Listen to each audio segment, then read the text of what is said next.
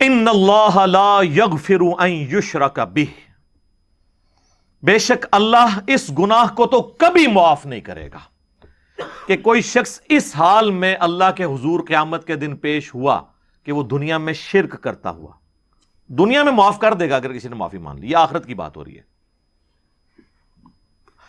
وَيَغْفِرُ مَا دُونَ ذَلِكَ لِمَن يَشَاءُ، اس کے علاوہ جتنے بھی گناہ ہیں جس کے لیے چاہے گا معاف کر دے گا. وہ بھی اوپن لائسنس نہیں ہے، جس کے لیے چاہے گا معاف کر دے گا، لیکن امید ہے کہ وہ قابل معافی ہیں. لیکن شرک ایسا گناہ ہے جو اللہ بھی معاف نہیں کرے گا. اب کوئی کہے کہ جی اللہ کی یہ قدرت کی نفی نہیں ہو جاتی، ان اللہ علی کل شیء قدیر ہے، تو اللہ یہ کیوں کہہ رہا ہے کہ میں شرک بھی معاف نہیں کروں گا؟ اللہ تو شرک معاف کر سکتا ہے، ہم یہ جملہ بھی نہیں بولیں گے کہ کر سکتا ہے. اس لیے لا تبدیل لکلمات اللہ، جو اللہ کی وعیدیں ہیں نا وہ اللہ کے فیصلے ہیں. یہ بہت سخت معاملہ ہے، اللہ کے کلمات نہیں بدلتے. تو اللہ تعالیٰ نے یہ اپنی ڈیسٹنی میں چیز مقرر کر دی ہے کہ میں نے مشرک کو کسی صورت بھی بخشنا نہیں ہے، اس کے لیے جنت نہیں ہے. ہاں اس کے علاوہ کوئی گناہ ہے وہ جس کے لیے چاہے گا معاف کر دے گا، اور وہ بھی اوپن لائسنس نہیں ہے. اور اس میں آپ کو ایک گناہ کے حوالے سے بتا دوں، سنن نبی داؤد میں حدیث ہے، نبی صلی اللہ علیہ وآلہ وسلم نے فرمایا کہ 2 گناہ ایسے ہیں جو اللہ تعالیٰ کبھی معاف نہیں کرے گا، باقی ہر گناہ معاف کر دے گا. ایک شرک، اور دوسرا کسی مؤمن کا قتل ناحق. یہ جو اس میں ایک اشارہ تھا نا کہ اس کے علاوہ ہر گناہ چاہے گا، جس کے لیے چاہے گا معاف کر دے گا، تو اس کا کیا مطلب ہے؟ جس کے لیے نہیں چاہے گا نہیں معاف کرے گا. تو اس میں بھی اشارہ موجود ہے، کوئی ایسی چیز بھی ہے کہ جو اللہ تعالیٰ جس پہ گرفت کر سکتا ہے، اور وہ ہے قتل ناحق کسی مؤمن کا. تو اب مجھے بتائیں، جنہوں نے حسین ابن علی اور ان کے ساتھیوں کو ناحق قتل کیا، وہ کس امید پہ بیٹھے ہوئے ہیں؟ اور ان کو جنت کی جھوٹی خوشخبریاں سنانے والے کس امید پہ بیٹھے ہوئے ہیں؟ سوچنے والوں کے لیے یہ چیز کافی ہے. سنن نبی داؤد کی حدیث، وَمَن يُشْرِكْ بِاللَّهِ، اور جس نے اللہ کے ساتھ شرک کیا، فَقَدِ افْتَرَىٰ إِثْمًا عَظِيمًا، تو اس نے بہت بڑا جھوٹ اللہ تعالیٰ کے اوپر باندھ دیا، بہت بڑا گناہ کا کام اس نے کیا جس نے شرک کیا. اچھا، سورہ نساء کی آیت نمبر 116 جب آئے گی نا، اس میں پہلے الفاظ تو یہی ہوں گے، ان اللہ لا یغفر ان یشرک بہ ویغفر ما دون ذلک لمن یشاء، لیکن اگلے الفاظ ہیں ومن یشرک باللہ فقد ضل ضلالا بعیدا، جو کوئی اللہ کے ساتھ شرک کرے وہ گمراہ ہوا اور گمراہی میں دور جا پڑا. اللہم لا تجعلنا منہم، اللہم من احییتہ منا فاحیہ علی الاسلام ومن توفیتہ منا فتوفہ علی الایمان، آمین. رضیت باللہ ربا وبالاسلام دینا وبمحمد نبیا صلی اللہ علیہ وآلہ وسلم، آمین. اب یہ میرے بھائیو ایسا ٹاپک ہے کہ میں اس پہ اگر کم از کم 2 گھنٹے بولوں نا تو تب میری تسلی ہوگی.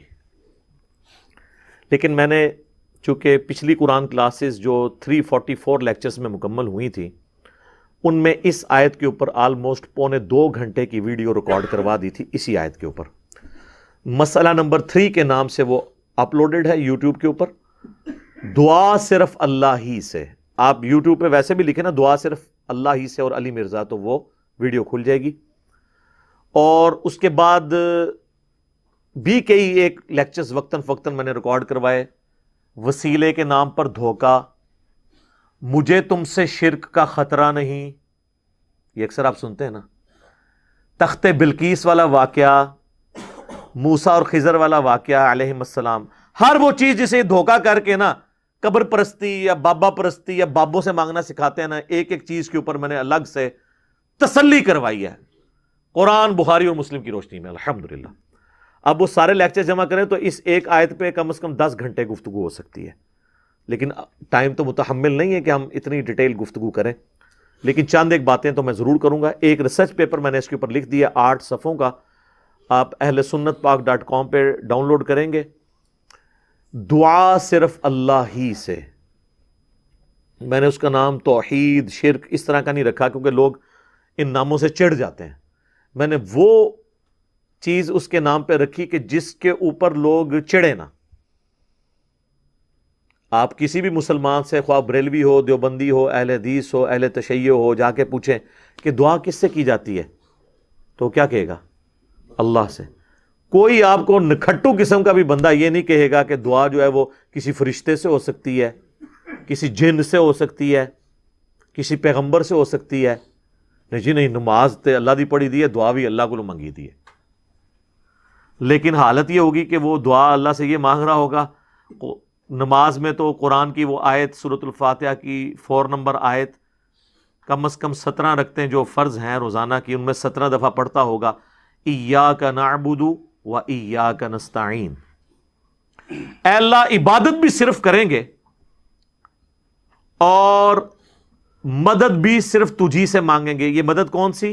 دعا والی، غائب میں کسی کو پکارنا. ایک تو ہے آپ سامنے بیٹھے ہیں، یہ تو قرآن میں حکم ہے وَتَعَاوَنُوا عَلَى الْبِرِّ وَالتَّقْوَى وَلَا تَعَاوَنُوا عَلَى الْإِثْمِ وَالْعُدْوَانِ. نیکی اور پرہیزگاری کے کاموں میں ایک دوسرے کی مدد کرو، برائی میں مت کرو. یہ تو قرآن میں حکم ہے.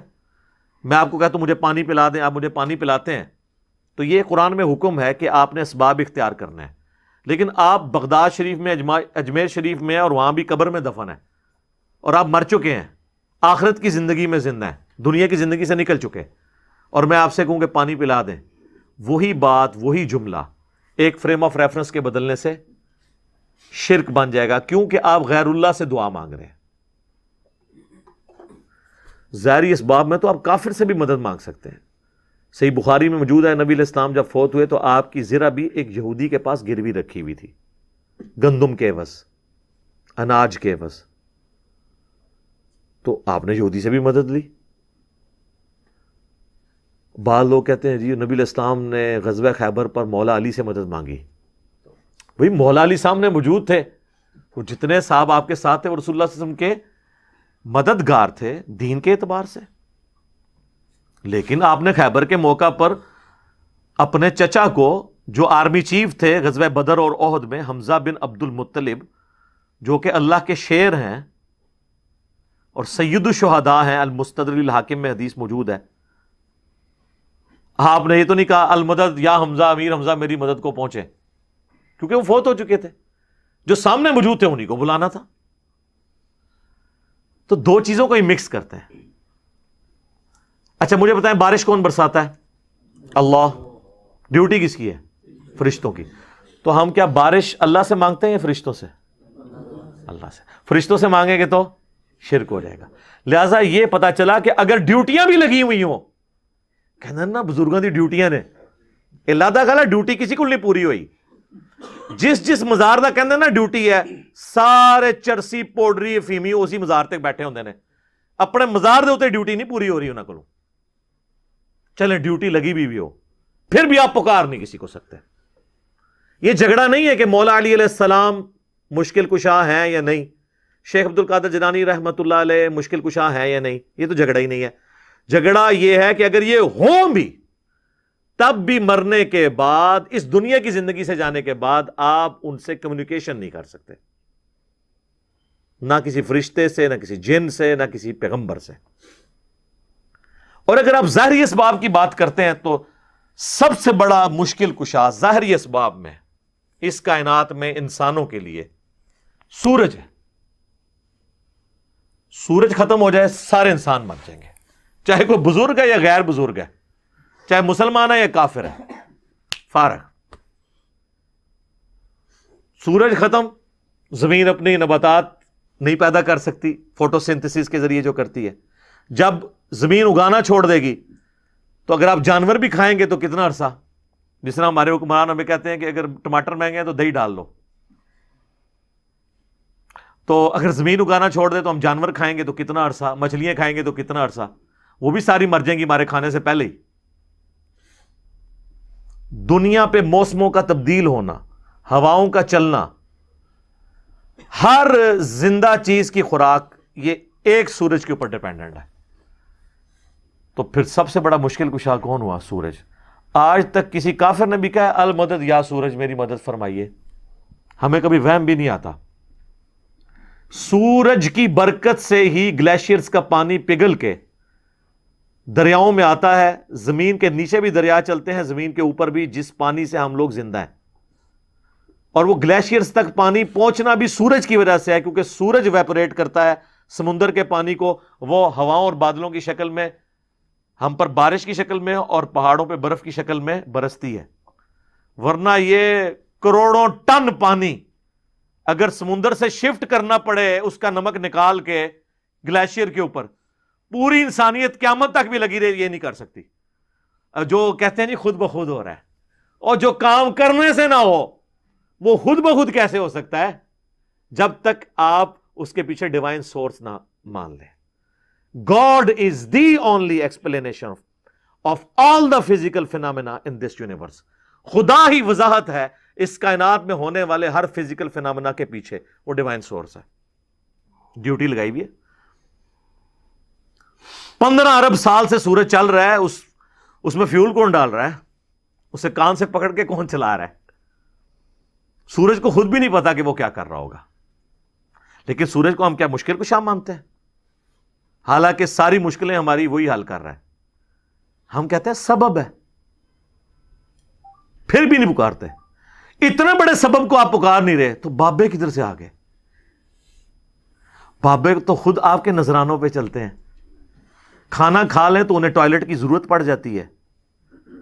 اور جو کوئی کہتا ہے نا میں سمندر, دریا یا زلزلہ روک سکتا ہوں, وہ اپنا پیشاب کو روک کے بتا دے. نہیں. وہ پچھلے دنوں ایک انڈیا کے وہ مولانا صاحب کی ویڈیو بھی اپلوڈ ہوئی تھی نا کہ شیخ عبد القادر جیلانی کی مجلس میں ایک وقت کے بہت بڑے ولی بیٹھے تھے, اس دوران انہیں پیشاب آ گیا اور شدت شدید تھی, تو روک لیتے نا. انہیں خود مان لیا کہ بزرگ نہیں پیشاب روک سکتے. وہ کہتے ہیں عبد القادر جیلانی نے اینڈ جناب چادر سٹی انہوں نے جا کے ڈگی تھے, اور پھر کسی میدان وچ پہنچ گئے تھے, فارغ ہو کے واپس آئے. تو روک لیندے نا, اس میں الفاظ ہیں. وہ کہتے ہیں وہ بہت بڑے ولی اللہ تھے, پیشاب نہیں رکا. نہیں رک سکتا سر, نہ. انسان بہت کمزور ہے, کھانا نہ کھائے زندہ نہیں رہ سکتا, محتاج ہے. سورۃ المائدہ کی آیت نمبر 72 میں آیا عیسیٰ اور ان کی ماں روٹی کے محتاج تھے.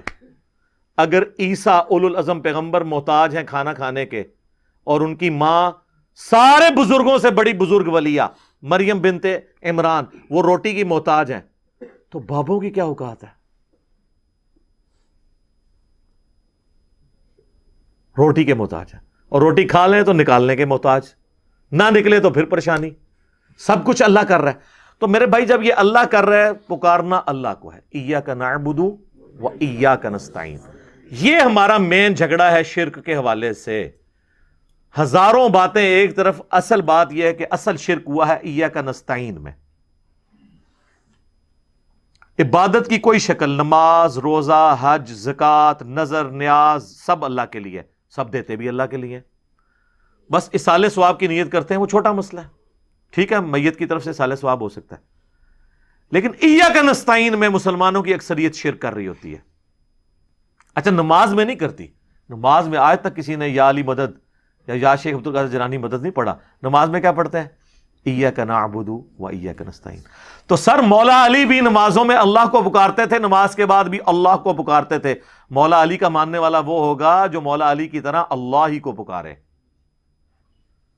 ورنہ مولا علی کا ماننے والا تو وہ نہ ہوا. تو یہ آپ دیکھیں کتنی بڑی یہ جرت کا یہ لوگ کام کر رہے ہوتے ہیں. اب جب سمجھاتے ہیں تو کہتے ہیں آپ گستاخی کر رہے ہیں.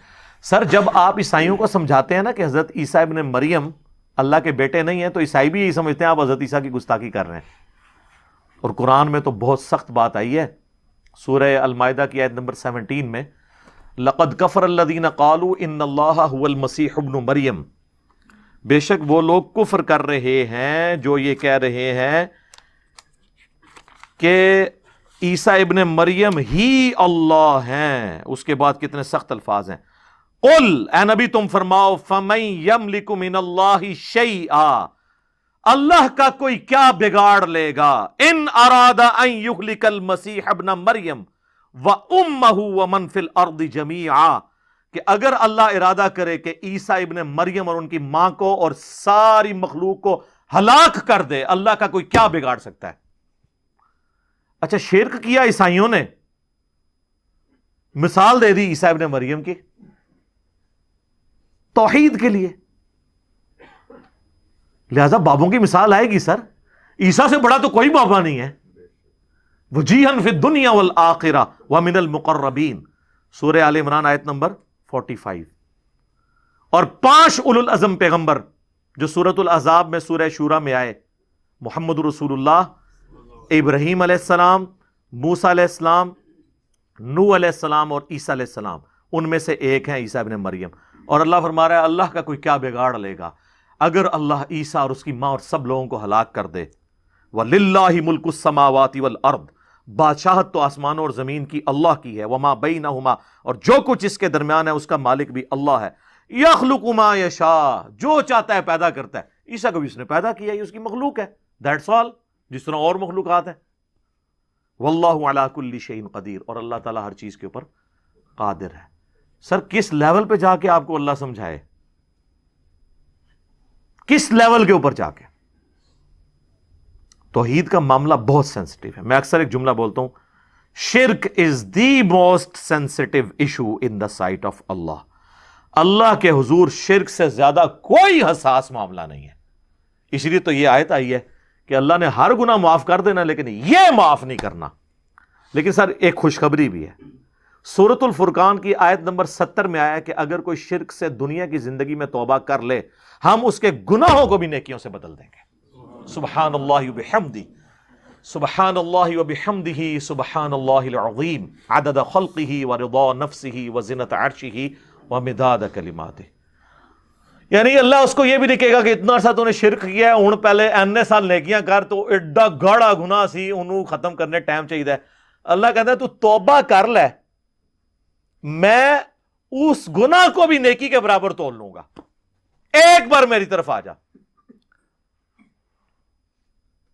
صحیح مسلم میں حدیث ہے اور جامعہ ترمذی میں بھی، اے میرے بندے اگر تو اتنے گناہ کر لے کہ آسمان تک پہنچ جائیں اور صرف ایک دفعہ مجھ سے معافی مانگ لے میں تیری توبہ قبول کر لوں گا. اور اے میرے بندے اگر تو زمین و آسمان گناہوں کے بھر کے قیامت والے دن میرے پاس آیا لیکن تو نے ایک گناہ نہ کیا ہوا اور وہ ہے مجھ سے کے ساتھ کسی کو شریک ٹھہرانا، تو میں اس قدر مغفرت کے ساتھ اس سے ملاقات کر لوں گا اگر تو نے شرک نہ کیا ہوا. بس یہ گارنٹی دے دے.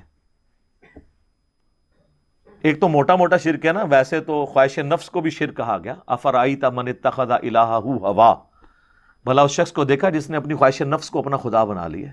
وہ بھی چھوٹا شرک تو ہے. فجر کے وقت اذان کی آواز سن کے مسجد میں نہ جانا اور اپنے نفس کی پیروی کرنا یہ بھی شرک کی ایک فارم ہے. اسی لیے ابراہیم علیہ السلام کو سب سے بڑی جو ڈگری قرآن میں اللہ نے دی ہے نا وہ کیا ہے؟ وما کان من المشرکین، وہ مشرک نہیں تھے. آپ بندہ کہتا ہے یار یہ کون سی ڈگری ہے، مشرک تو میں بھی نہیں ہوں. نا سر نا، ابراہیم علیہ السلام دی توحید اور تے تہاڈی میری توحید اور. وہ ہر طرح کے شرک سے آزاد ہو چکے تھے. سر اس سے بڑی کیا بات ہوگی؟ اللہ نے قرآن پاک میں فرمایا کہ سورۃ البقرہ میں کہ جب جب ابراہیم کو اس کے رب نے آزمایا تب تب وہ آزمائش میں پورا اترا. اور سورۃ النجم میں فرمایا ابراہیم وہ ہے جو ہم سے وفا کرنے والا ہے. اور سورہ الصافات میں آیا کہ ہم نے اسے اتنی بڑی آزمائش میں ڈالا کہ اس کے بچے کی قربانی کا اسے حکم دیا تو وہ تیار ہو گیا اس کے لیے. تو انہوں نے بیٹے کو بھی اللہ کے مقابلے پہ کھڑے نہیں ہونے دیا، اس لیے کہا گیا وما کان من المشرکین. یہ کوئی چھوٹی ڈگری نہیں، بہت بڑی ڈگری ہے. تو شرک کا معاملہ بہت سینسٹیو ہے. یہ صحیح مسلم کی میں نے آپ کو حدیث بتائی. ایک اور حدیث ہے صحیح مسلم کے اندر ہی کہ نبی علیہ السلام جب شب معراج گئے تو اللہ تعالیٰ نے ان کو 3 تحفے دیے. نمبر 1 5 نمازیں، نمبر 2 سورۃ البقرہ کی آخری 2 آیات آمن الرسول، اور تیسرا یہ کہ میں گارنٹی دیتا ہوں کہ آپ کا جو امتی شرک نہیں کرے گا نا میں اس کی مغفرت کر دوں گا قیامت والے دن، یعنی at the end of the day اپنا عذاب بھگتنے کے بعد. یہ نبی علیہ السلام کو گارنٹی دی گئی. بخاری اور مسلم دونوں میں حدیث ہے، نبی علیہ السلام نے 3 دفعہ فرمایا جانتے ہو سب سے بڑا گناہ کون سا ہے؟ جانتے ہو سب سے بڑا گناہ کون سا ہے؟ جانتے ہو سب سے بڑا گناہ کون سا ہے؟ صحابہ نے کہا یا رسول اللہ اور اس کا رسول بہتر جانتے ہیں. آپ فرمایا کیا میں تمہیں بتا نہ دوں؟ بتا نہ دوں؟ کہ یا رسول اللہ بتائیں. فرمایا اللہ کے ساتھ شرک کرنا. اور ایک اور حدیث ہے بخاری اور مسلم کی، اس میں بھی یہی الفاظ ہیں، لیکن اس میں الفاظ ہیں کہ تم اللہ کے ساتھ شرک کرتے ہو حالانکہ اس نے تمہیں پیدا کیا ہے۔ پیدا کرنے والا اور پیدا ہوا برابر نہیں ہو سکتے۔ سر اللہ ہی ہے جو پیدا کرنے والا ہے، باقی سب پیدا ہوئے ہیں، تو وہ اللہ کے مقابلے پہ کیسے آ سکتے ہیں؟ نیور، کبھی نہیں آ سکتے۔ صحیح بخاری اور مسلم میں ایک اور حدیث ہے، معاذ ابن جبل کہتے ہیں کہ میں نبی الاسلام کے پیچھے ایک دفعہ سواری پہ گدھے پہ بیٹھا تھا، آپ کے اور میرے درمیان بس ایک پالان کی لکڑی تھی، یعنی آپ علیہ السلام نے اپنے پیچھے وہ ایک چھوٹی سی لکڑی رکھی ہوئی تھی کمر کو سپورٹ دینے کے لیے۔ اب وہ یہ نقشہ اس لیے کھینچ رہے تھے اپنا رسول اللہ سے قرب بتانے کے لیے کہ میری خوش نصیبی ہے کہ حضور گدھے پہ بیٹھے ہیں آگے، اور میرے اور نبی علیہ السلام کے درمیان صرف ایک لکڑی کی وہ پالان کی ڈنڈی ہے لکڑی کی۔ سر آپ ذرا خوش نصیبی کا لیول دیکھیں۔ اور نبی علیہ السلام سواری پہ مجھ سے ارشاد فرماتے ہیں معاذ، تو کہتے ہیں میں نے کہا یا رسول اللہ حاضر ہوں، حکم کیجئے۔ پھر حضور نے دوسری دفعہ کہا اے معاذ، پھر انہوں نے کہا یا رسول اللہ میں حاضر ہوں، تیسری دفعہ بھی اس طرح کہا۔ پھر حضور نے، یعنی یہ اس لیے آپ کرتے تھے کہ کسی کو اٹینٹیو کریں کہ میں آپ کو بہت بڑی بات کرنے لگوں۔ تو میں معاذ جانتے ہو کہ اللہ کا اپنے بندوں پہ کیا حق ہے؟ کہ رسول اللہ اور اس کا رسول بہتر جانتے ہیں۔ فرمایا کہ اللہ کا اپنے بندوں پہ یہ حق ہے کہ وہ صرف اسی کی عبادت کریں اور اس کے ساتھ کسی کو شریک نہ ٹھہرائیں۔ تو پھر نبی الاسلام خاموش ہو گئے، سواری تھوڑی آگے گئی، پھر آپ نے کہا معاذ کہ یا رسول اللہ حاضر، لبیک یا رسول اللہ، یہ الفاظ ہیں، یا رسول اللہ حاضر ہوں۔ پھر کہا معاذ لبیک یا رسول اللہ، 3 دفعہ۔ پھر جانتے ہو جو بندہ یہ کر لے کہ وہ شرک نہ کرے اور اللہ کی ہی عبادت کرے، اس بندے کا اپنے رب پہ کیا حق ہے؟ ہائے ہائے ہائے ہائے، بندے کا کیا حق ہو سکتا ہے؟ بندے کی کیا اوقات ہے؟ لیکن اللہ نے انسان کو یہ عزت دی ہے کہ جو شرک نہیں کرتا اور صرف اس کی عبادت کرتا ہے وہ پھر اللہ پہ حق رکھتا ہے کہ ایسے بندے کو اللہ عذاب نہ دے اور قیامت والے دن بخش دے۔ یہ ہے اس بندے کا حق اپنے رب کے اوپر۔ اللہم اجعلنا منہم، آمین۔ اللہم انا نسألک جنت الفردوس مع النبیین والصدیقین والشہداء والصالحین، آمین۔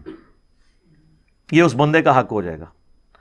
سنن ابن ماجہ میں اور مسند احمد میں حدیث ہے، معاذ ابن جبل کہتے ہیں، یہی معاذ اور ابو درداء اصحاب صفہ میں سے، وہ کہتے ہیں میرے خلیل نے، میرے جگری یار نے، رسول اللہ کے لیے وہی لفظ استعمال کر رہے تھے، میرے خلیل نے مجھے یہ نصیحت کی تھی کہ اللہ کے ساتھ کسی کو شریک نہ ٹھہرانا، خواہ تمہارے جسم کے ٹکڑے ٹکڑے کر دیے جائیں یا تمہیں زندہ آگ میں جلا دیا جائے، وہ تیار ہو جانا لیکن شرک نہ کرنا۔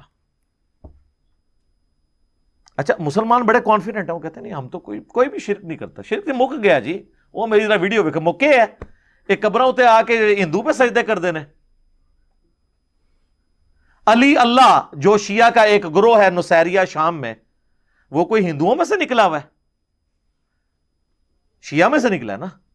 اور سنیوں میں سے جو فرقہ قادیانیوں کا نکلا ہے، یہ رسول اللہ کے ساتھ شرک نہیں کر رہے ہیں کہ انہوں نے ایک جھوٹی نبوت کلیم کر دی ہے؟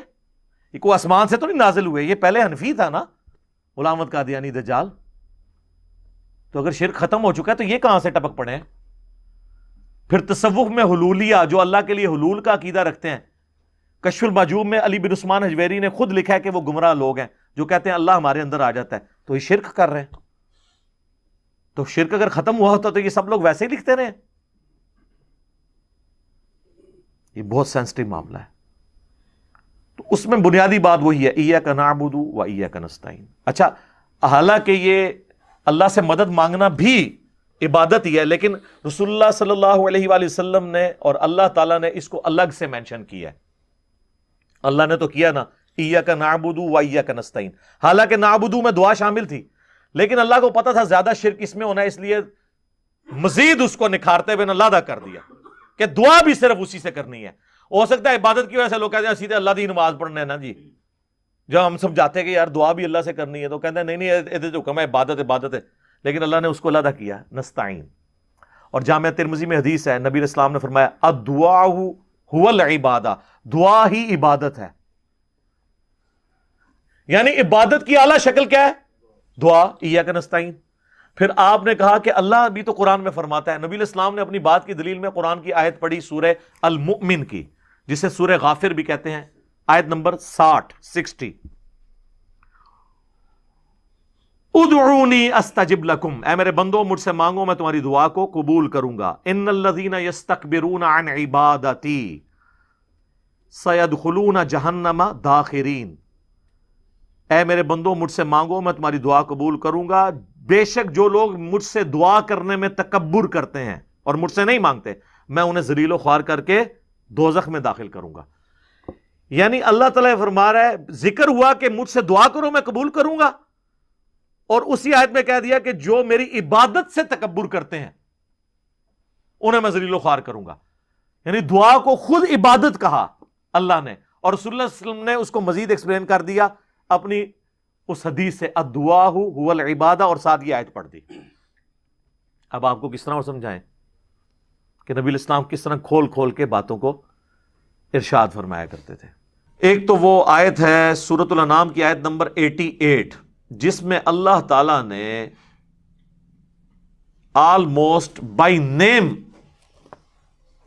18 انبیاء کے نام، ایگزیکٹلی 18 انبیاء کے نام ذکر کیے ہیں.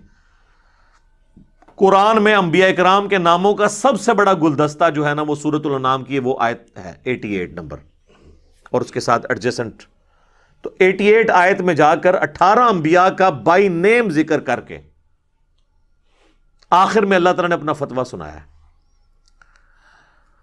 وَلَوْ أَشْرَكُوا لَحَبِطَ عَنْهُمْ مَا كَانُوا يَعْمَلُونَ، اگر یہ بھی شرک کرتے ہوتے تو ہم ان کے بھی سارے اعمال برباد کر دیتے. اس سے زیادہ آپ کا رب، میرا رب آپ کو کیسے سمجھائے کہ شرک is the most sensitive issue in the sight of اللہ. اچھا، اور دوسری آیت جو اسپیسیفکلی ہمارے محبوب صلی اللہ علیہ وآلہ وسلم کے لیے آئی، سورہ الزمر کی آیت نمبر 65، وَلَقَدْ أُوحِيَ إِلَيْكَ وَإِلَى الَّذِينَ مِن قَبْلِكَ لَإِنْ أَشْرَكْتَ لَيَحْبَطَنَّ عَمَلُكَ وَلَتَكُونَنَّ مِنَ الْخَاسِرِينَ. اے نبی تم فرماؤ میری طرف بھی اور مجھ سے پہلے تمام انبیاء کی طرف یہ ایک کانٹے کی بات وہی کی گئی تھی کہ بالفرض اگر تم نے بھی شرک کیا تمہارے اعمال بھی سارے برباد کر دیے جائیں گے اور تم خسارہ پانے والوں میں سے ہو جاؤ گے. سارے انبیاء، اور ظاہر ہے کہ انبیاء کے ذریعے امتوں کو بھی. اور پھر سر جس شان سے عیسیٰ ابن مریم کا خطبہ آیا نا جی سورہ المائدہ کی آیت نمبر 72 میں، چونکہ اس وقت انسانیت میں سب سے بڑا شرک بت پرستی کے نام پہ نہیں ہے، ایک پیغمبر کے نام پہ کھڑا ہوا ہے. یار بت پرست تو اس وقت دنیا میں ہارڈلی 80-90 کروڑ ہوں گے، وہ بھی آستہ آستہ سیکولر ہی ہو گئے ہیں، لیکن 2.25 ارب کرسچنز شرک کر رہے ہیں ایک پیغمبر کے نام کے اوپر. اس میں پیغمبر کا کوئی قصور نہیں ہے، جیزس کرائسٹ نے کبھی ان کو شرک تعلیم نہیں کیا.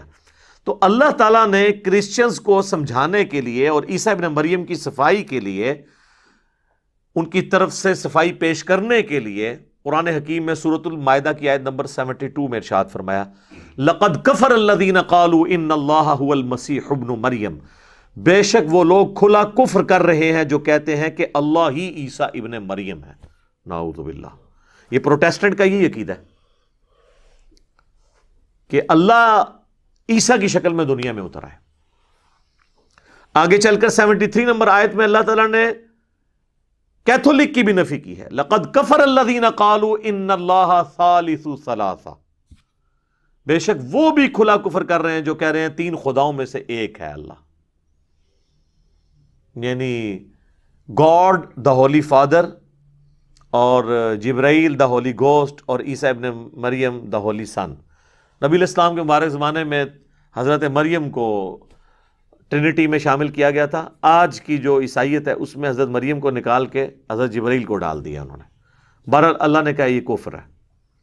وہ جو 72 نمبر آیت ہے نا، لَقَدْ كَفَرَ الَّذِينَ قَالُوا إِنَّ اللَّهَ هُوَ الْمَسِيحُ ابْنُ مریم، اس میں اللہ تعالیٰ نے اس کے بعد ہی اسی آیت میں فرمایا وَقَالَ الْمَسِيحُ، جبکہ عیسیٰ مسیح تو کہا کرتے تھے یا بنی اسرائیل، اے اولاد یعقوب، اسرائیل علیہ السلام کی اولاد، اعبدوا اللہ ربی و ربکم، عبادت کرو اس رب کی جو میرا بھی رب ہے اور تمہارا بھی رب ہے۔ انہ من یشرک باللہ، بے شک جس نے اللہ کے ساتھ شرک کیا، انہ من یشرک باللہ فقد حرم اللہ علیہ الجنہ ومأواہ النار وما للظالمین من انصار، ایسے شخص پہ اللہ نے جنت حرام کر دی ہے اور اس کا قیامت کے دن ٹھکانہ آگ ہوگا اور وہاں اس کا کوئی مددگار نہیں ہوگا۔ حتیٰ کہ صحیح بخاری اور صحیح مسلم دونوں میں یہ حدیث ہے، اللہ کے محبوب صلی اللہ علیہ وآلہ وسلم ارشاد فرماتے ہیں کہ اللہ تعالیٰ نے ہر پیغمبر کو ایک ایسی دعا دی تھی جو مقبول دعا تھی، وہ اس نے اس دنیا میں ہی مانگ لی اللہ سے۔ اسی دعا کے اگینسٹ آپ کو پتہ ہے حضرت نوح علیہ السلام نے عذاب مانگ لیا تھا اللہ تعالیٰ سے اپنی قوم کے اگینسٹ، اور میں نے وہ اپنی دعا سنبھال کر رکھی ہے قیامت والے دن کے لیے، اور اس دعا کے ذریعے میں اپنے امتیوں کی شفاعت کروں گا۔ صلاۃ بر محمد وآل محمد، اللہم صلی علی محمد وعلی آل محمد۔ میری شفاعت سے میرے ہر امتی کو نفع پہنچے گا سوائے اس شخص کے کہ جس نے دنیا میں اللہ کے ساتھ کسی قسم کا شرک کیا ہوا، ہر ایک کو شفاعت پہنچے گی۔ بہرحال اب یہ چیزیں تو بالکل واضح تھیں، لیکن علماء سو نے عوام کو ایسے دھوکے دیے کہ آج تک عوام ان دھوکوں سے باہر نہیں نکل رہی۔ کبھی وسیلہ اور توسل کے نام کے اوپر، جس کی جائز صورتیں بہت ساری ہیں، استعانت کا مسئلہ غیر اللہ کو مدد کے لیے پکارنا ثابت کیا، کبھی بہانہ کیا عطائی کا اور ذاتی کا، کبھی فرق ڈالا مستقل بذات کا اور غیر مستقل بذات کا، یہ سب کہانیاں ڈالی جو میں نے وقتاً فوقتاً مختلف ویڈیوز کے اندر کور کی ہیں، اور یہ ریسرچ پیپر آپ پڑھ لیں گے تو آپ کو بہت کچھ انشاءاللہ تعالی پتہ چل جائے گا اس حوالے سے۔ اسی لیے میں کہتا ہوں کہ قرآن حکیم کا وہی معنی معتبر ہے جو پہلی دفعہ کوئی غیر مسلم پڑھ کے اس کا معنی لے، مسلمان کا پڑھا ہوا معتبر نہیں ہوگا، ورنہ میرے بھائیوں ہزاروں مفسرین ہیں جو قرآن کی تفسیریں لکھ کے مر گئے ہیں، ان کی اپنی تو ہی ٹھیک نہیں ہوئی ہے کیونکہ مکھی پہ مکھی مارتے رہے، اپنے بزرگوں سے سنا اسی طریقے سے آگے ٹریول کیا۔ آپ ایمانداری سے مجھے بتائیں، آج میں اگر کسی گورے کے سامنے یہ سٹیٹمنٹ رکھوں ایاک نعبد و ایاک نستعین، اے اللہ ہم تیری ہی عبادت کرتے ہیں، تیری ہی عبادت کریں گے، کیونکہ مضارع کا صیغہ ہے، تجھ سے مدد مانگتے ہیں تجھی سے مدد مانگیں گے، یعنی دعا، تجھ سے دعا کرتے ہیں تجھی سے کریں گے، اور آپ اس کو کہیں کہ اس سے کسی بابے کو پکارنا کیا ثابت ہوتا ہے، تو وہ بھی آپ کو کہے گا یار یہ تو بالکل واضح ہے کہ تیری ہی، تو اس کے بعد تو کوئی اور دوسرے کی نفی ہو جائے گی۔ لیکن آپ پاکستان کی کروڑوں عوام کو منوا کے بتائیں، قرآن کے پہلے صفحے کا ٹیسٹ پاس کرنے کے لیے تیار نہیں ہے، اور ایسے ایسے بہانے آپ کے سامنے رکھیں گے جو کسی کے دماغ میں بھی نہیں آئیں گے، اور اسی لیے پھر وہ آپ کو کہ قرآن ڈائریکٹ نہیں پڑھنا چاہیے، بندہ گمراہ ہو جاتا ہے۔ ظاہر ہے تو قرآن کیا کہ کتابیں گمراہی ہے، نعوذ باللہ، یہ تو عقیدہ ہی کفر ہے۔ اگر ہم کسی کافر کو کہیں کہ یہ لو یہ کتاب لے لو، گمراہ بھی ہو سکتے ہو ہدایت بھی پا سکتے ہو، تو وہ کہے گا یار اپنے پاس رکھو۔ لیکن قرآن تو کہتا ہے سورہ البقرہ 185، ھدی للناس وبینات من الہدی والفرقان، پوری انسانیت کے لیے ہدایت ہے اور روشن دلائل ہے، حق اور باطل میں تمیز کرنے والی کتاب الفرقان ہے۔ وہ جو آیا یضل بہ کثیرا ویہدی بہ کثیرا، وہ تو بات ہی کچھ اور تھی۔ وہ اللہ نے فرمایا جو اہل ایمان ہے، جو بات ماننے والے ہیں، وہ قرآن پر عمل کر کے ہدایت پا لیتے ہیں، اور جو نہیں ماننے والے وہ اس پہ اعتراض نکالتے ہیں کہ اللہ نے اس کے اندر جو ہے وہ سورۃ العنکبوت میں کیوں مثال بیان کی ہے مکڑی کی، اور مکھی کی سورۃ الحج میں کیوں بیان کی۔ تو اللہ فرماتا ہے ہم تو اس بات سے حیا محسوس نہیں کرتے کہ ہم مچھر کی مثال بیان کریں یا اس سے کسی حقیر چیز کی، ہمارا مقصد بات سمجھانا ہے، اور جو اہل حق ہیں وہ اس کو قبول کرتے ہیں، اور جو بال کی کھال اتارنے والے ہیں وہ اس کے ذریعے سے اور بدکتے ہیں، چونکہ انہوں نے بات ماننی نہیں، اس لیے گمراہ ہوتے ہیں۔ وما یضل بہ الا الفاسقین۔ اب میں آپ کو، ٹائم تھوڑا ہی رہ گیا، 4 واقعات ایسے بتاتا ہوں اپنی زندگی میں توحید کے حوالے سے. باتیں تو کرنے کو بہت ہیں، میں اگلی بھی پوری کلاس اس پہ کر سکتا ہوں، لیکن وہ پھر بہت لمبا ہو جائے گا ٹاپک. بہرحال یہ آلموسٹ 2010 کی بات ہے، جب ہم نے نئی نئی اکیڈمی بنائی. اس وقت تو ہم چند ایک لوگ ہی تھے، اور کبھی کبھار کوئی ہمارے دوستوں میں سے کسی کو پکڑ کے بھی لے آتا تھا کہ جی ان کے ساتھ آپ علمی کوئی مجادلہ کر لیں، جسے مناظرہ کہتے ہیں علماء. تو وہ ایک دفعہ ایک بھائی ایک شیعہ ذاکر کو لے کے آ گئے اور موضوع طے پایا یا علی مدد کے اوپر. بھئی ہمیں لبیک یا رسول اللہ، لبیک یا حسین، لبیک یا علی کہنے سے کوئی ہمیں چڑ نہیں ہے، محبت کے اظہار میں آپ کر لیں، لیکن ونس آپ ان کو مدد کے لیے پکاریں گے تو ہم کہیں گے ایاک نعبد و ایاک نستعین کی وائلیشن ہو گئی ہے. یہ ہمارا اختلاف ہے. ہمارا یہ جھگڑا نہیں ہے کہ مولا علی مشکل کشا آج کی ڈیٹ میں بھی ہیں یا نہیں. اپنی مبارک زندگی میں تو تھے، ظاہر ہے خیبر اکھاڑا انہوں نے، لیکن آج کی ڈیٹ کے اندر جب بندہ دنیا سے چلا گیا ہے تو آپ اس کو نہیں پکار سکتے. یہ جھگڑا نہیں ہے اختیار ہے یا نہیں. فرشتوں کے ذریعے اللہ بارش برساتا ہے، لیکن ہم بارش اگر فرشتوں سے مانگیں گے مشرک ہو جائیں گے. سورج کے ذریعے سارا دنیا کا نظام چل رہا ہے اس کی روشنی کی وجہ سے، لیکن ہم المدد یا سورج کہیں گے تو مشرک ہو جائیں گے، کیونکہ ہم اسباب کو پکار نہیں سکتے. اسباب صرف اختیار کرنے ہیں، اور وہ بھی ظاہر وہی کریں گے جو سامنے موجود ہے. اس کا قرآن میں حکم موجود ہے، وَتَعَاوَنُوا عَلَى الْبِرِّ وَالتَّقْوَى وَلَا تَعَاوَنُوا عَلَى الْإِثْمِ وَالْعُدْوَانِ. نیکی اور پرہیزگاری کے کاموں میں ایک دوسرے کی مدد کرو، اور برائی کے کاموں میں ایک دوسرے کی مدد نہ کرو. ظاہری اسباب ہے. بہرحال وہی رٹے رٹائے ان کے وہ جو ہوتے ہیں لیم ایکسکیوزز، وہ آلریڈی ہم نے ریسرچ پیپر کے اندر ڈالے ہوئے ہیں. تو وہ آئے تو وہ کہتے ہیں جی غیر اللہ سے مدد مانگنا آپ کس طرح شرک کہتے ہیں. میں نے کہا ہم کہتے ہیں غیر اللہ سے مدد جو سامنے ہے آپ لے سکتے ہیں، نہ ہم غیر اللہ کو پکارنے کو شرک کہتے ہیں، نہ ہم یہ کہتے ہیں کہ کوئی شخص دور سے نہیں سن سکتا، اللہ چاہے تو سنا سکتا ہے. حضرت سلیمان علیہ السلام کو کیڑی کی آواز سنوا دی تھی، ہمیں تو کوئی حرج نہیں ہے. یہ جھگڑا نہیں ہے کہ دور سے کوئی سن نہیں سکتا یا کسی کو یا کہہ کے پکار نہیں سکتے. نماز میں ہم پڑھتے ہیں السلام علیکہ ایھا النبی، بخاری مسلم میں حدیث ہے، جب تم یہ پڑھو گے السلام علینا وعلی عباد اللہ الصالحین، تو اللہ تعالیٰ زمین و اسمان میں ہر نیک بندہ تک تمہارا سلام پہنچا دے گا. یا رسول اللہ کہہ کے کوئی سلام بھی پڑھتا رہے، اللہ پہنچا دیتا ہے. جھگڑا یہ کہ مدد کے لیے کسی کو نہیں پکارنا، وہ ہے ایاک نعبد و ایاک نستعین. کہتا ہے جی قرآن میں لکھا ہے کہ غیر اللہ سے مدد مانگے. میں نے کہا کہاں لکھا ہے؟ کہتا ہے واستعینوا بالصبر والصلاۃ. میں نے کہا یہ تو تم نے کبھی مانگی نہیں ہوگی خود بھی. اس کا مطلب ہے المدد یا نماز، المدد یا صبر. سوچ میں پڑ گیا. میں نے کہا اگلا حصہ پڑھو، ان اللہ مع الصابرین، بے شک اللہ صبر کرنے والوں کے ساتھ ہے. اسی طریقے سے جو ان کے ہیں بہانے وہ کرتا ہے. میں بتانا شروع کہتا ہے جی میں بڑے مولانا کو فون کرتا ہوں، آغا کو فون کرتا ہوں. آغا کو ملایا نا، پھر آغا کے ساتھ جو اس نے کی نا، سپیکر میں کہ آن کر آغا دی میں بھی سنا پھر کیا ہوتی ہے.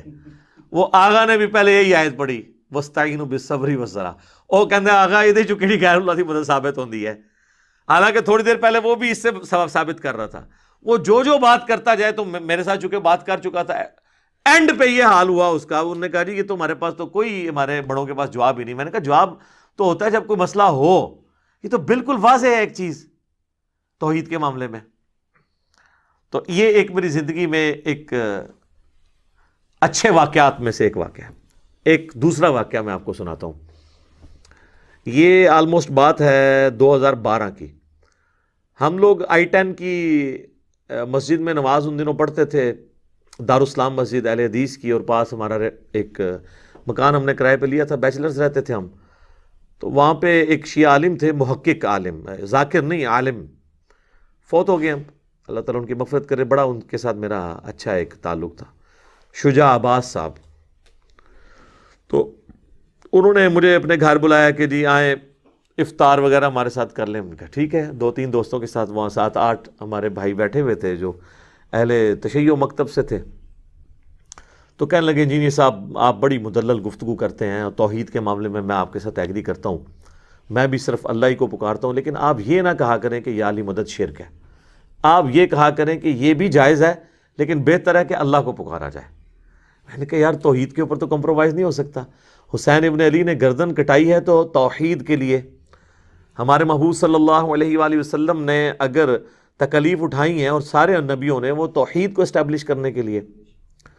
تو میں نے کہا یہ واضح ہے ایاک نعبد و ایاک نستعین. تو کہتے ہیں جی اس میں تو ہے کہ تیری عبادت کرتے ہیں تجھی سے مدد مانگتے ہیں, یہ تو نہیں ہے کہ کسی اور سے نہیں مانگتے. دیکھیں ایک پڑھے لکھے بندے کو زیب دیتا ہے کہ جب تجھ سے ہی کا یہ مطلب. میں نے خیر for the sake of argument میں نے کہا ایگری کرتا ہوں آپ کے ساتھ. میں نے کہا میرے بھائی قرآن لے کے آئیں, اور میں نے کہا یہ آپ کی جو آڈینس ہے نا, آپ کے اسٹوڈنٹس جو بیٹھے ہیں ادھر, یہ فیصلہ کریں گے. میں آپ کو قرآن سے ایک آیت ایسی نکال دیتا ہوں جس میں لکھا ہے کہ اور کسی سے نہیں مانگنا. کہتے ہیں کدھر لکھا ہے؟ میں نے کہا لائیں آپ. وہ لے کے میں نے کہا جناب سورہ نمل کھولیں, پارہ نمبر 20 کا پہلا صفحہ نکالیں اور اس میں آیت نمبر 62 آپ پڑھیں. اعوذ باللہ من الشیطان الرجیم بسم اللہ الرحمن الرحیم. امن یجیب المضطر اذا دعاہ. بھلا بتاؤ تو کون ہے جو مصیبت اور پریشانی میں گھرے ہوئے شخص کی فریاد کو, دعا کو سنتا ہے. وَيَكْشِفُ السُّوءَ, اور اس سے اس کی برائی کو, تکلیف کو دور کر دیتا ہے. وَيَجْعَلُكُمْ خُلَفَاءَ الْأَرْضِ, اور تمہیں خلیفہ کرتا ہے زمین پہ اگلوں کا. یعنی تمہارے ماں باپ مرتے ہیں تو تم خلیفہ بنتے ہو, تم مرو گے تمہاری اولاد. اِلَٰهٌ مَعَ اللَّهِ, کیا اللہ کے ساتھ اور الہ بھی ہے جس کی یہ کوالٹی ہو کہ وہ مشکل اور پریشانی میں گھرے ہوئے شخص کی فریاد کو سنے اور اس کی تکلیف کو دور کرے. قَلِيلًا مَا تَذَكَّرُونَ, لیکن نصیحت تو بہت کم ہی تم حاصل کرتے ہو.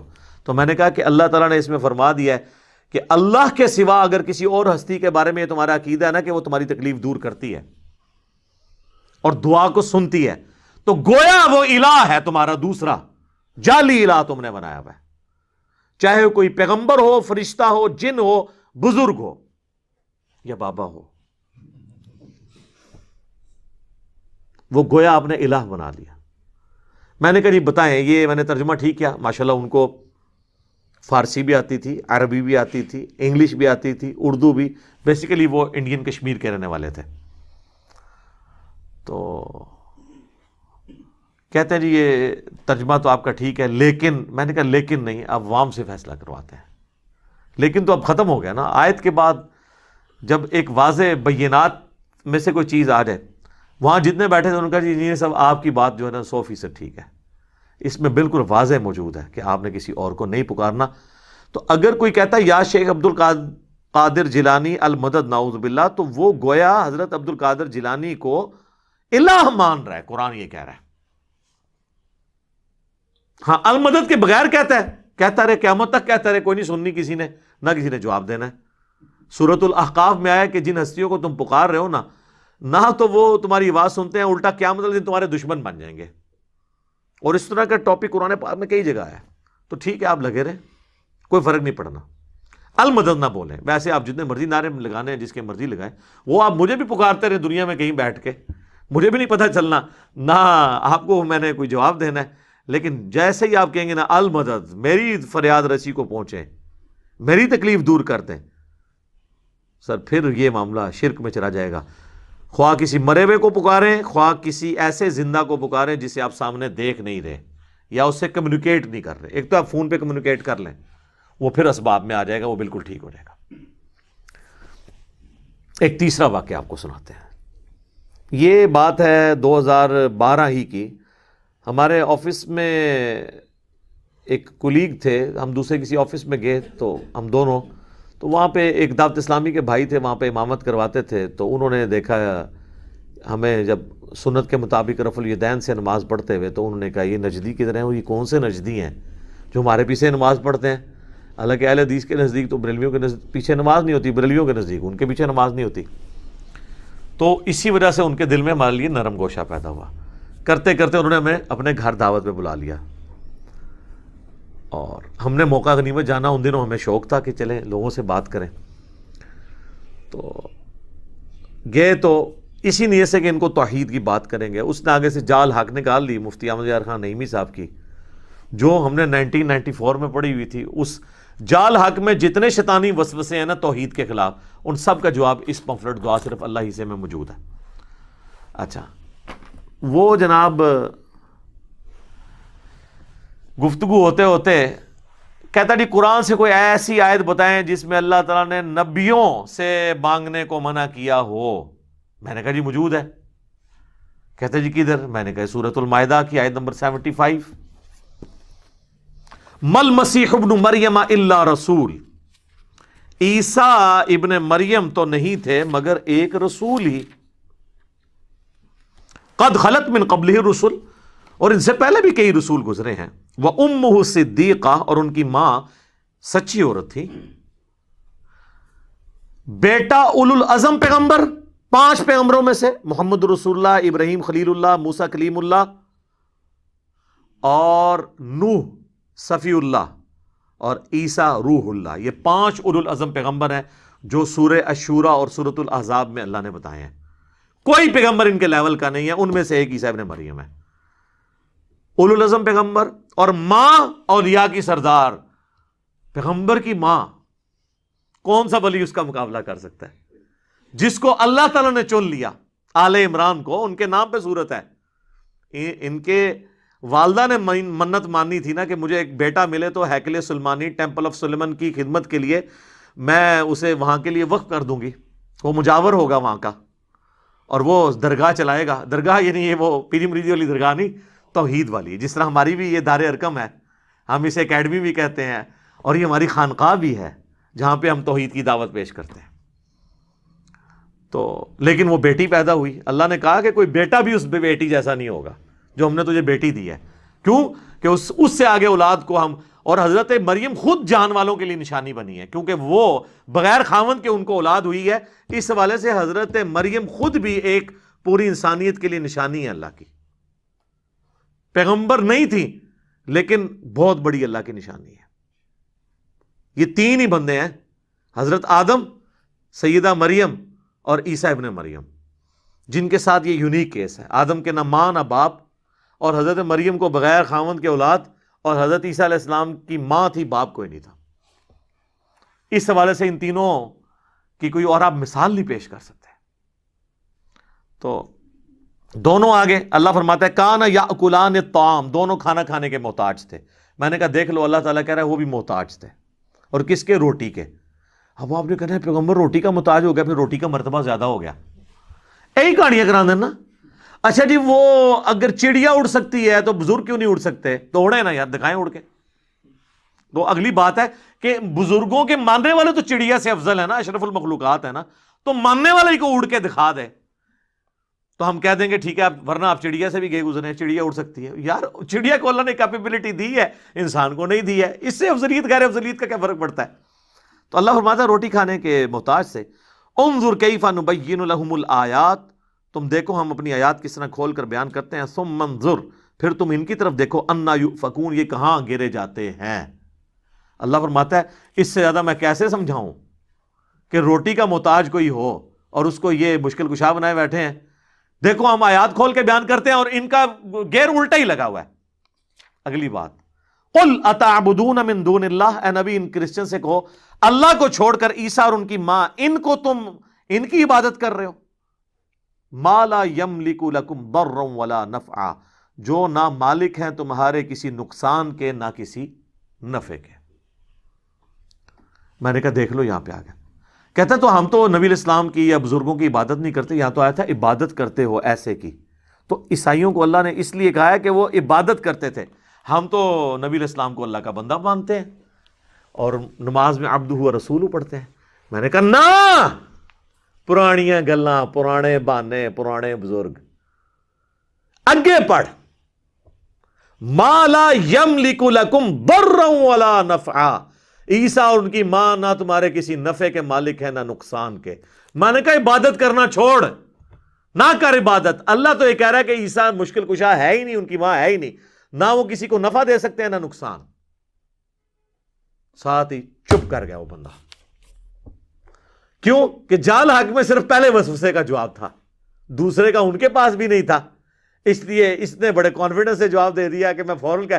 اور میں پہلے ہی سوچ رہا تھا کہ جب میں آیت پڑھوں گا تو آگے یہ کہے گا سر مجھ سے زیادہ کون بریلویت جانتا ہے، 31 سال تھوڑا شرک پھیلایا ہم نے. لیکن آپ دیکھ لیں حضرت عمر 6ویں نمبر پہ آئے ہیں، یعنی مسلمان ہوئے 6 سال بعد 40ویں نمبر پہ ترقی کر کے دوسرے نمبر پہ پہنچ گئے. تو 6 سال تک مسلمان نہیں ہوئے، لیکن جب بات سمجھ آئی ہے نا پھر جناب آپ دیکھ لیں، پھر انہوں نے لحاظ نہیں کیا کسی کا. تو میں نے کہا دیکھ، ایک تو یہ مسئلہ حل ہوا، اور دوسرا دیکھ تجھے یہ پٹی پڑھائی گئی تھی کہ بت من دون اللہ ہوتے ہیں اور اولیاء اللہ اور انبیاء کو ہم من دون اللہ نہیں کہہ سکتے. تو دیکھ یہاں پہ اللہ نے عیسیٰ اور ان کی ماں کو بھی کہا ہے قل اتعبدون من دون اللہ، اللہ کو چھوڑ کر یہ ہستیاں. تو من دون اللہ پیغمبر بھی ہو سکتے ہیں جب کہ ان کو اللہ کے مقابلے پر کھڑا کیا جائے. اچھا اس میں پیغمبروں کا قصور نہیں ہے، ویسے ہم بھی مانتے ہیں کہ وہ اللہ کی پارٹی ہیں، حزب اللہ ہیں پیغمبر، اور جو شیاطین ہیں وہ اور ان کے فالورز وہ حزب الشیطان ہیں، ان معنوں میں وہ اللہ کی پارٹی ہیں. لیکن جب توحید کا معاملہ آئے گا نا، پھر جو پیغمبر بھی سامنے کھڑا کیا جائے گا نا، تو پھر اللہ تعالیٰ اس چیز کا بھی لحاظ نہیں کرے گا. اور سورۃ المائدہ کی آپ آیت نمبر 17 میں دیکھیں نا، اللہ تعالیٰ فرماتا ہے لقد کفر الذین قالوا ان اللہ هو المسیح ابن مریم، بے شک وہ کفر کر رہے ہیں جو کہہ رہے ہیں کہ عیسیٰ ابن مریم ہی اللہ ہیں. قل فمن یملک من اللہ شیئا، اے نبی تم فرماؤ کہ اللہ کا کوئی کیا بگاڑ لے گا. ان اراد ان یہلک المسیح ابن مریم، اگر اللہ ہلاک کر دے عیسیٰ ابن مریم کو، وَأُمُّهُ اور اس کی ماں کو، وَمَن فِي الْأَرْضِ جَمِيعًا اور جتنے زمین میں آباد ہیں سب کو موت دے دے. موت بھی نہیں، موت پھر بھی تھوڑا سوفسٹیکیٹڈ لفظ تھا، ہلاک کر دے. یعنی تم کہہ رہے ہو عیسیٰ اللہ ہے، تو اللہ چاہے تو عیسیٰ کو ہلاک کر دے. اچھا غصہ عیسائیوں پہ ہے اور ذکر کس کا ہو رہا ہے؟ تو وہ مولانا اسحاق رحمہ اللہ کی بات مجھے یاد آئی، وہ اکثر کہتے تھے او پائی جدو توحید بیان کریں گے گستاخی آپ ہی ہو جاتی ہے آٹومیٹیکلی. جدو توحید بیان ہوئے گی، جب توحید بیان ہوگی تو گستاخی آٹومیٹیکلی ہو جائے گی. یہاں پہ دیکھ لیں اللہ نے توحید بیان کی ہے اور ان کے زوم میں گستاخی آٹومیٹیکلی ہو گئی ہے. غصہ تھا عیسائیوں پر، اللہ نے کہہ دیا اگر اللہ عیسیٰ کو ہلاک کر دے، اس کی ماں کو، سب کو، اللہ کا کوئی کیا بگاڑ سکتا ہے، اس کا فیصلہ ہے. غصہ عیسائیوں پہ، لیکن ظاہر ہے جب پیغمبروں کو اللہ کے مقابلے پہ کھڑا کیا جائے گا پھر اور کوئی ذریعہ نہیں ہے سمجھانے کا. ان سے ہوتا تو یہ کہتے یار یہ کس طریقے سے گفتگو ہو رہی ہے. وَلِلَّهِ مُلْكُ السَّمَاوَاتِ وَالْأَرْضِ اور اللہ ہی کے لیے ہے بادشاہت آسمانوں کی اور زمین کی، وَمَا بَيْنَهُمَا اور جو کچھ ان کے درمیان ہے. يَخْلُقُ مَا يَشَاءُ وہ جو چاہتا ہے پیدا کرتا ہے. ہائے ہائے، اللہ نے کہا وہ جو مرضی پیدا کرے. عیسیٰ بھی ایک اس کا بندہ ہے، اس نے پیدا کر دیا. اربوں مخلوقات اس نے پیدا کی ہیں، اس میں سے ایک عیسیٰ بھی ہے، جو چاہتا ہے پیدا کرتا ہے. واللہ علی کل شیء قدیر، اللہ تعالیٰ ہر چیز کے اوپر قادر ہے. بہرحال یہ پھر جو ہمارے بریلوی بھائی تھے نا، یہ بھی لاجواب ہوئے. یہ آپ کو میں نے تیسرا واقعہ سنایا، چوتھا سنیں. 2017 کی بات ہے، انڈیا سے ہماری اکیڈمی میں فون آیا. ان دنوں ہمارے عثمان بھائی فون سنتے تھے، سارے کام اکیلے یہ کر رہے ہوتے تھے. تو انہوں نے مجھے بتایا جی اس طرح انڈیا سے ایک فون آیا ہے ایک مفتی صاحب کا، اور وہ منظر الاسلام بریلی میں جو اعلیٰ حضرت کا مزار کے اوپر مدرسہ بنا ہے، جس کے نام سے دنیا میں بریلویت پھیلی. جس طرح 1867 میں دیوبند مدرسہ بنا، یہ 1896 میں بنا منظر الاسلام بریلی. تو وہاں سے کال آئی ہے ایک عالم دین کی، اور وہ کہتے ہیں جی میں نے علی بھائی سے بات کرنی ہے، وہ میرے محسن ہیں، اور میں عموماً کوشش کرتا تھا کہ آخری درجے تک فون نہ ہی سنوں. لیکن یہ جب انہوں نے کہا نہیں بریلی سے ہے اور عالم ہے اور بات کرنا چاہتے ہیں، عالم ہیں مفتی ہیں، میں نے کہا جی کرائیں بات. انہوں نے خیر ان کو ٹائم دے دیا اگلے دن کا. تو میں عثمان بھائی کے محلے میں جا کے میں نے عشاء کی نماز ان کے ساتھ پڑھی.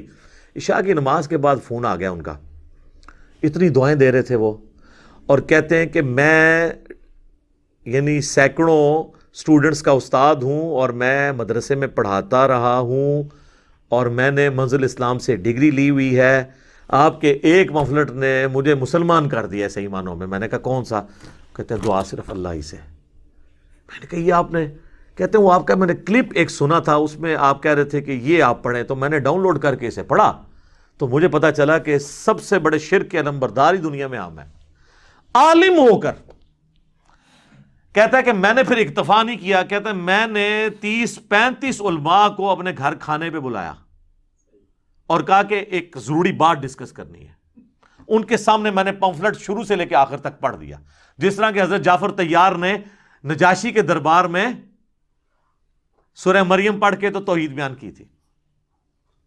اب یہ پمفلٹ جب کو پورا سن لے, 8 صفحے ہیں, تو جتنی چلاکیاں ان کے بڑوں نے ان کو سکھائی ہوئی تھی اور اس طرح ایمان حسن جی میں وڈے مندر ہے, وہ ساری ختم ہو گئی. کہتے جب پمفلٹ ختم ہوا, میں نے کہا جی کوئی کوشچن کسی بندے کا توحید کے حوالے سے, غیر اللہ سے استعانت کے مسئلے میں, تو سارے علماء نے اپنا سر پھینک لیا. انہوں نے کہا یہ جو کچھ اس نے لکھا ہے نا, اس بات کا کوئی جواب ممکن نہیں ہے. تو انہوں نے کہا یار پھر ہمیں, تو وہ کہنے لگے پھر کہ اعلیٰ حضرت کو بات کیوں نہیں سمجھ آئی. ہائے ہائے ہائے سبحان اللہ. ابو جہل ابو الحکم کہا جاتا تھا, نبی علیہ السلام کی بات اسے سمجھ نہیں آئی ہے. ابو جہل تو ہم اسے کہتے ہیں نا بعد میں کہ وہ جہالت کے باپ, ورنہ وہ سب سے بڑا حکیم تھا. جس طرح ہم کہتے ہیں ڈاکٹر اقبال کو حکیم الامت, تھنکر, تھنک ٹینک, فیصلے بڑے بڑے جو ہوتے تھے, بیٹھتی تھی پنچایتیں جنہیں ہم کہتے ہیں, بڑے بڑے جرگے, ان کے وہ فیصلے کرتا تھا ابو الحکم. ابو جہل اس لیے کہا گیا کہ یار اس کو نہیں بات سمجھ, اتنا سیانہ بنتا تھا. اور اس کے غلام سمیہ اور یاسر, عمار ابن یاسر کے ماں باپ, ان کو بات سمجھ آ گئی. یہ تو اللہ کے فیصلے. تو کہتا میں نے کہا یار اعلیٰ حضرت کو چھوڑو, سورہ التوبہ کی آیت نمبر 115 ہے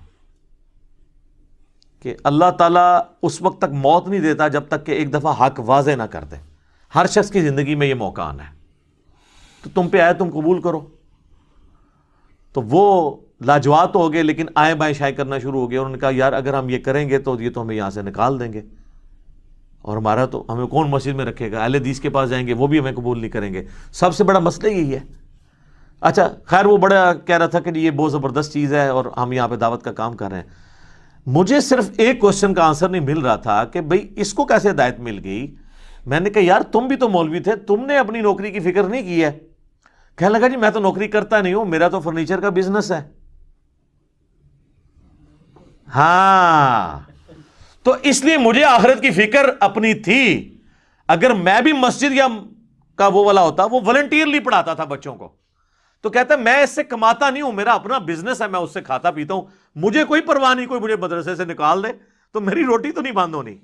تو وہ جو میں بار بار کہتا ہوں نا, میری روٹی دین کے ساتھ نہیں جڑی ہوئی, میں دین سے کو بیچ کر اپنے لیے 1 روپیہ کمانا بھی حرام سمجھتا ہوں. کیوں کہ جب روٹی دین کے ساتھ جڑ جائے گی پھر آپ کو کوئی حق بات نہیں بتائے گا, کیونکہ اسے فکر پڑ جائے گی کہ میرے ساتھ کیا بننا ہے.